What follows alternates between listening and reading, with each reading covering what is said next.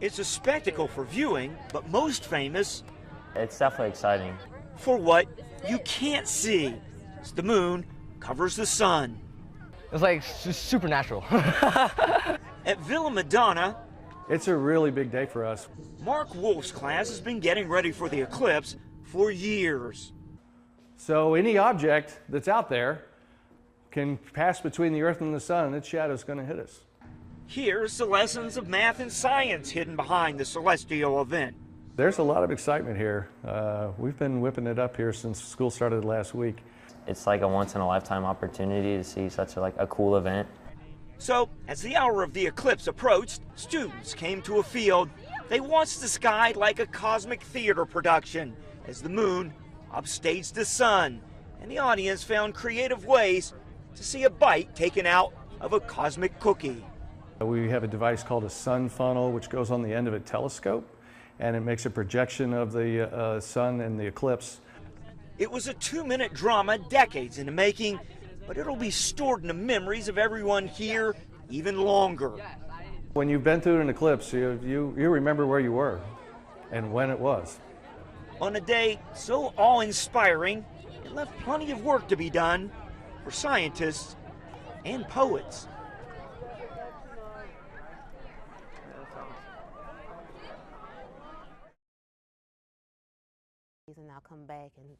Kara Owsley didn't sleep well last night.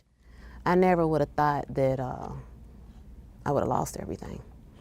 The images out of Houston were too haunting, too reminiscent of what befell her in New Orleans a dozen years ago. And I remember doing this, like walking into the apartment and doing this because I didn't want to rub up against the mold.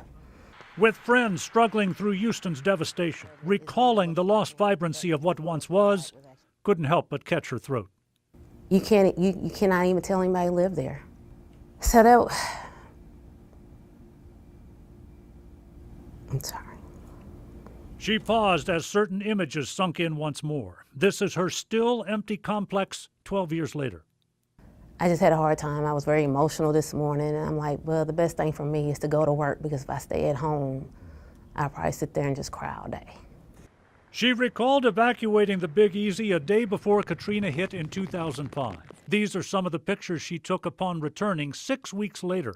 Her apartment complex lot was still flooded. The water was just below my knee. She is a photojournalist, now with the Inquirer. Attention to detail is part of her professional DNA. This is my dresser, or my old dresser. That's where the water just came and sat for weeks. So that is not wallpaper, that is mold. She has rebuilt her life, retains an unceasing affinity for New Orleans, and a realistic appraisal of how natural disasters such as the flooding of Houston alters and rocks one's world. Their lives are not going to be the same. They're starting with housing. I know from my experience in New Orleans, and I believe Houston's going to be the same way, people stuck together and they helped each other, and that was uplifting.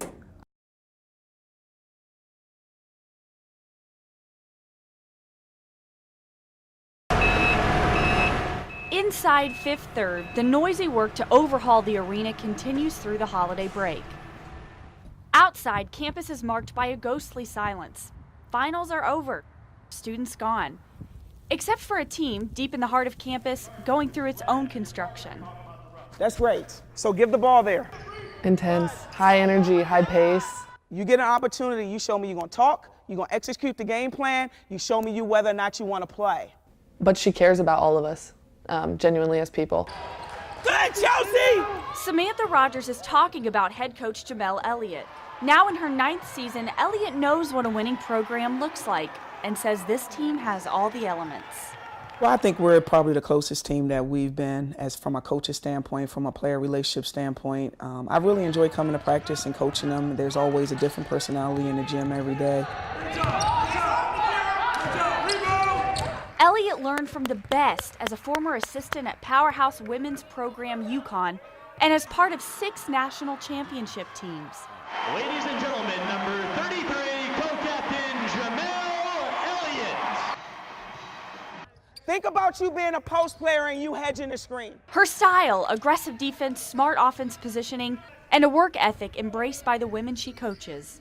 We pay attention to detail more than that we've ever been before. We also have a lot of players on our team that love basketball. We're ready and we're preparing ourselves this week to battle.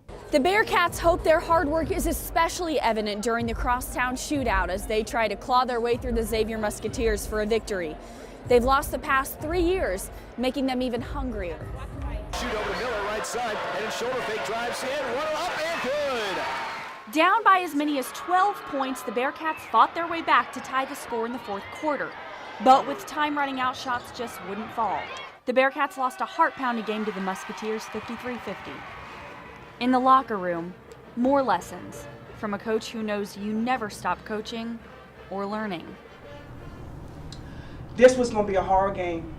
This was going to be a mental game. On this night, Coach Elliott is talking about the next game.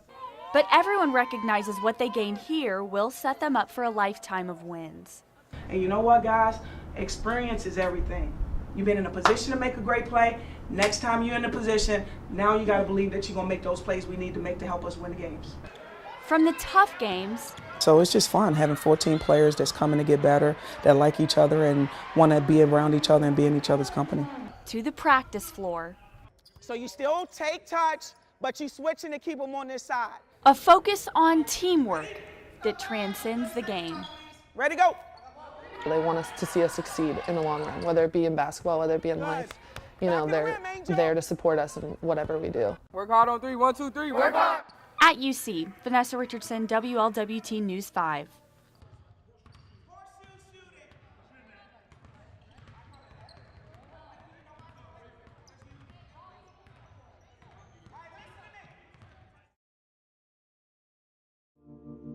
He has promised to buy every college graduate a dinner, offered a $10,000 reward to find the people who murdered a 9-year-old girl, or most famously, kicked O.J. Simpson out of his Louisville steakhouse. Muhammad Ali congratulated me for throwing out O.J. Yes, you are just as likely to see Jeff Ruby sounding off about a crime or criminal. You ain't gonna believe this. As you are to see him eating a steak at one of his many restaurants. For the people who hate, the people who say, oh, it's all publicity, you say what? Screw them. They don't know me. Ruby is unapologetic if his donations or financial promises seem self-serving, because in a way, they are. It started in 2004. I had a dishwasher at Carlo and Johnny, an inner city kid, Dante, who I loved. He loved me. I'd walk in the kitchen and he'd come from behind the dishes. Rube, he'd give me a hug and a kiss. I walk into Carlo and Johnny one day and somebody, one of the employees, a manager, whatever, comes out and said, Mr. Ruby, we got some bad news. Dante was murdered. I collapsed in the lobby. Ruby feared the kid he bought a tuxedo so he could go to the prom a few years earlier would become the latest unsolved murder in Cincinnati. So he reached out to his friends within the Fraternal Order of Police and decided to offer up his very first reward, $5,000. The next day they find the murderer. It was that arrest and Ruby's own near-death experience years earlier in 1987 that made him want to give back. I was fighting for my life in that hospital. I wasn't supposed to live. 10% chance? They pronounced me brain dead. Ruby jumped out of a moving car during a fight with his now ex-wife. He was in a coma on life support. When I got wheeled out of that hospital, I decided I would do my community service. And I promised God, he spared my life, I would give back to the community. 3 decades later, Ruby says he's just keeping his promise. When I see a kid paralyzed like that kid from Elder, when I see a kid on Twitter from Moeller bleeding in the brain, I go visit him in the hospital. His passion is helping young boys who need a male role model like he did. He has 3 biological kids, 3 adopted sons whose father died, and countless others he mentors every day. There are kids that are in high school and college that have dads that have nothing to do with them, and they call me dad, and I spend time with them. And every text and every phone call, I love you, Dad. So the next time something good or bad happens in Cincinnati, you're likely to see this guy, not for publicity, but because he relishes in paying it forward. If you've got enough disposable income, you should give some of it back to the community that gave it to you in the first place. That's why I give back to the community.